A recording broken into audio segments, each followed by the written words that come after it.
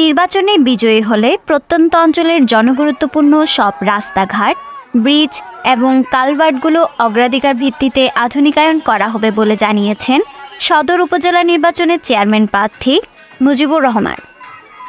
পাশাপাশি school, college ও মাদ্রাসাসহ সকল শিক্ষা প্রতিষ্ঠানকে সার্বিক সহযোগিতা দেওয়ার উপর গুরুত্বারোপ করেন কক্সবাজার পৌরসভার সাবেক এই মেয়র।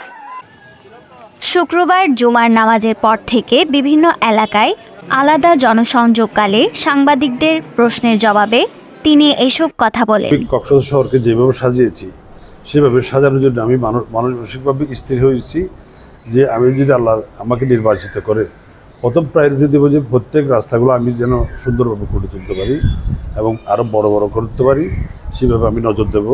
আমি শহরের রাস্তাগুলো বড় করার কারণে এখন পর্যটকরা এসে খুব আনন্দ উপভোগ করে এবং তারা স্বাচ্ছন্দ্যে এখানে ঘুরতে ফিরতে আর চিন্তা করে না।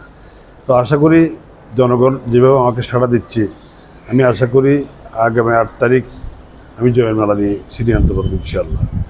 অপর প্রশ্নের জবাবে প্রচারণায় যেখানেই যাচ্ছেন সবখানে সাধারণ ভোটারদের কাছ থেকে ব্যাপক সাড়া পাচ্ছেন বলে জানান আনারস প্রতীকের চেয়ারম্যান প্রার্থী মুজিবুর রহমান।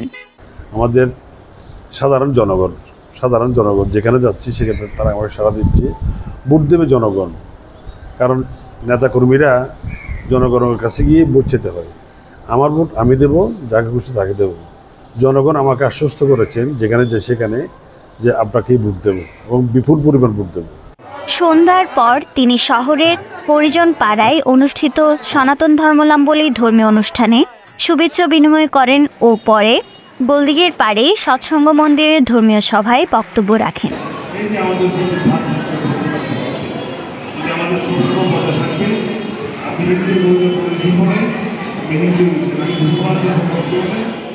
গণসংযোগকালে জেলা আওয়ামী লীগ সদর উপজেলা ও কক্সবাজার পৌর আওয়ামী লীগের নেতৃবৃন্দ সহ এলাকার গণ্যমান্য ব্যক্তিবর্গ উপস্থিত ছিলেন।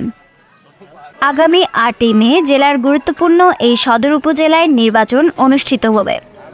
News desk, CCN।